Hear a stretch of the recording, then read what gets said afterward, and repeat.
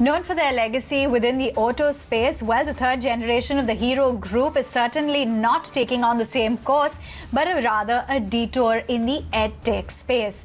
I'm in conversation with Akshay Munjal, who's the founder and CEO at Hero VIRED, to talk a little bit more about their latest venture, what it entails, and the long-term strategy. Thanks so much, Akshay, for taking time out and joining in. To begin with, we've seen the edtech space actually produce unicorns in the form of Byju's as well as Unacademy. What has been the story behind this, and what made you foray into the edtech space? Sure, great question. We are launching a company called Hero VIRED, which is a combination of two words, virtual and education. And what we are trying to do is we are attempting to reimagine education. Our thought is, how do we give people a real alternate to tier 3, tier 4 colleges? And at the same time, how do we give a meaningful opportunity to working professionals to upskill themselves? So while I agree with you, there are many players in the edtech segment, but the way we like to consider ourselves is we are a learning company which uses technology and uses many other things to give a world-class learning experience to our learners.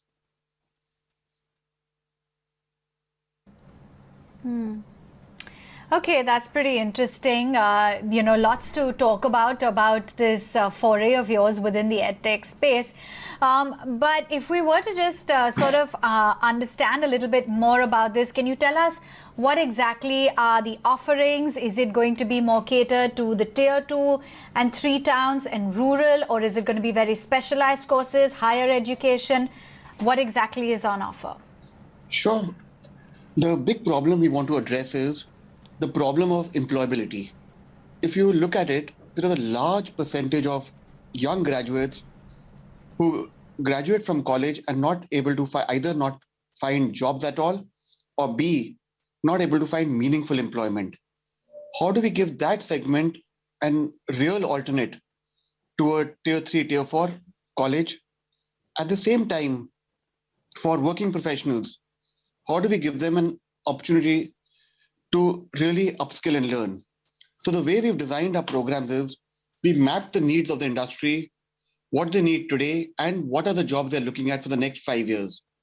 So after mapping what are the skills required, we partnered with the best in the world. We partnered with institutions like MIT, Singularity University, Codecademy.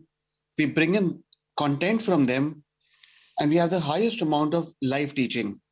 So the model is bring in the best content from the world, bring in world-class faculty, and teach it in an Indian context.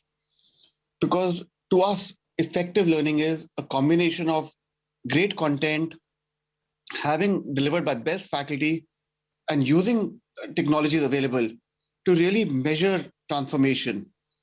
So today, we're at a stage where we can do personalized learning, adaptive assessments, and measure how much one learner has learned. And at the end of doing all this, we are able to map that if a learner has learned this or is at that skill level, this is what the mean salary should be when he or she joins the industry. So we are re-looking at the whole learning space. And to further strengthen the offering, we would have hybrid offerings.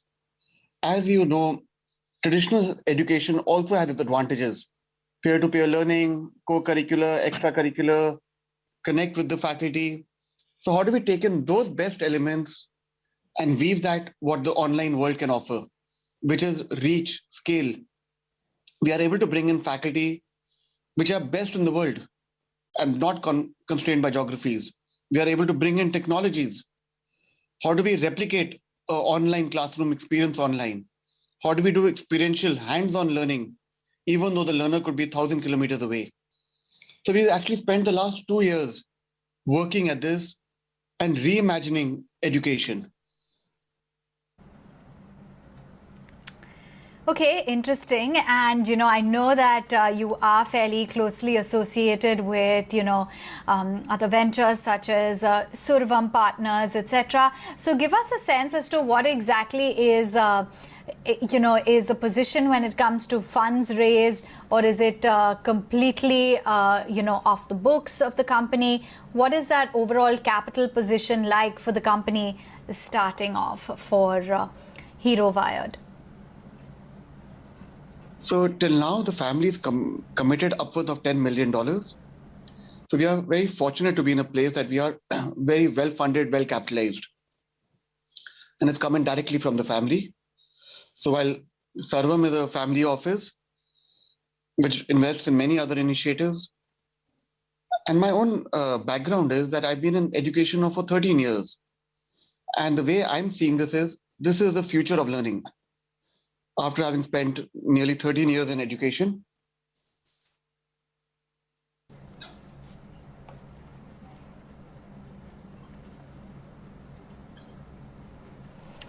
Okay, and what about the competition? We at the get-go, Akshay, were talking about how this is a very competitive arena right now. There are a number of players as well who have a very strong foothold.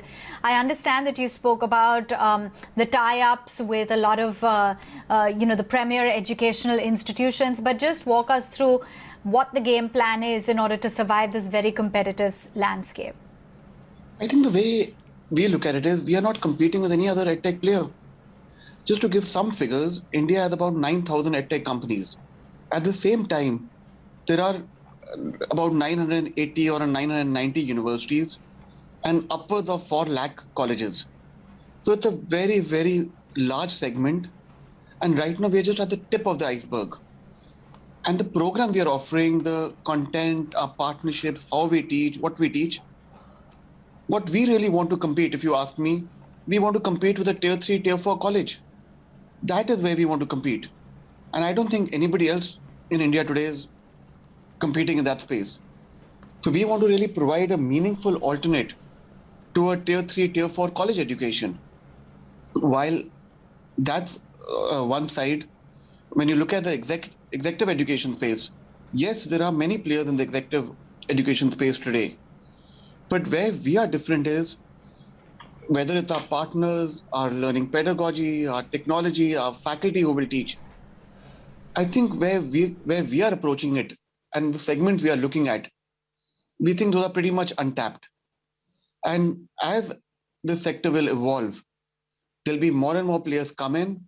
And I think it'll take another 3 to 5 years before one sees consolidation happening.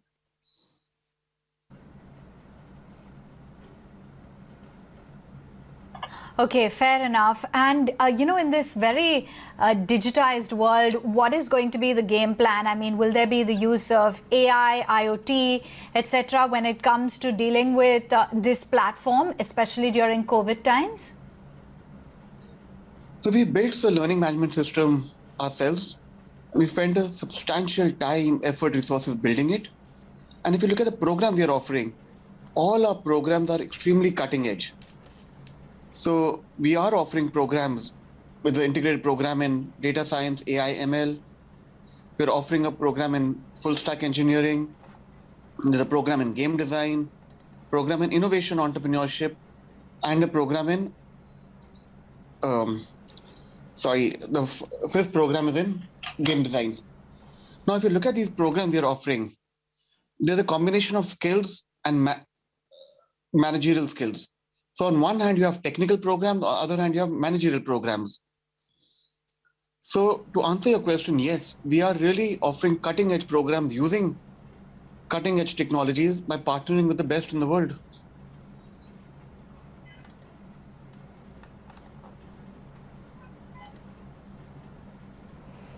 Okay, so what's the long-term game plan in terms of growing your financials? Where do you see Hero VIRED in the next 2, 3, 5 years, and what exactly would be the strategy in order to grow the company?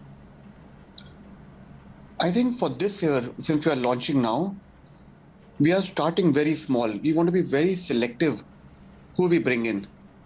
Our own belief is we want to focus on quality, and that's actually the belief across the Hero Group. If you look at any of our initiatives, all started small, focusing on quality, making sure we under-promise and over-deliver. And that's the same philosophy we are using in Hero Wired. At least for this year, the number of users we are looking at, it's a very manageable number, very small number. Once we've got everything in place, we are able to prove how we are making a difference. It's only after that is when we are expecting exponential growth. Because our own belief is quantity will automatically follow quality. And that is where we are. We want to get the basic right. We want to prove our quality. It's not that just because the company is promoted by Hero Group or we have MIT or Singularity, we expect. We want to actually let the users experience what we are, how we are different, and why we believe this is a new way of learning. So that is how we are starting. And if you ask me, if at the end of 5 years, if we are seen as a meaningful alternate to tier 3, tier 4 college education, we would consider it as a success. Because that is where the problem lies. If you look at the size of the problem, on one hand, India's gross enrollment ratio today is 26%, and the government has been talking about doubling that. On the other hand, there are lots of figures, lots of stats done saying that between 70 to 90% of graduates are unemployable. So we have to break this vicious cycle. And that is the problem we want to solve. And that is, if you ask me, if at the end of 5 years, have we made a difference there? Have we solved both the problems? Have we helped India increase its gross enrollment ratio? At the same time, have we helped people get more meaningfully employed? That is what we would consider success.